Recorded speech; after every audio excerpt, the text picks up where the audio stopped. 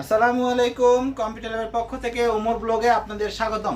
আজকে আমাদের কাছে যে কার্ডটা আসছে সেটা হচ্ছে গিগাবাইট ব্র্যান্ডের GTX 1050 Ti 4GB Z1 সিরিজের। হ্যাঁ বন্ধুরা, Z1 সিরিজের কার্ডের বিশেষত্ব হচ্ছে পিছনে একটি অ্যালুমিনিয়ামের ব্যাকপ্লেট আছে। আর অ্যালুমিনিয়ামের ব্যাকপ্লেটের সুবিধাগুলো আপনারা অনেকেই জানেন, যারা জানেন না তাদেরকে বলতেছি। পিছনের কম্পোনেন্টগুলো তাপমাত্রা রক্ষা করে এবং ওভারক্লকিং যখন করবেন তখন এটা কিন্তু টেম্পারেচারটা নিয়ন্ত্রণ করে। এক দুই হচ্ছে পিছনের যে কম্পোনেন্টগুলো আছে এগুলো ধুলো, বালু, ময়লা এবং পিছনের আঘাত থেকে রক্ষা করে।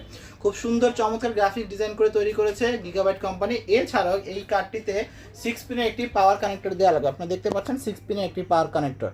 অনেকে বলে থাকেন ভাইয়া 6 পিনের পাওয়ার কানেক্টর যেহেতু কানেক্ট করা লাগবে, এই কার্ডটি কত ওয়াটের পাওয়ার সাপ্লাই দিয়ে চালাতে পারবেন? 450 ওয়াট 18+ ব্রোঞ্জ সার্টিফাইড যে পাওয়ার সাপ্লাইগুলো আছে, অবশ্যই কর্সার, অ্যান্টেক, গিগাবাইট, কুলার মাস্টার, থার্মালটেক এই লেভেলের ব্র্যান্ডের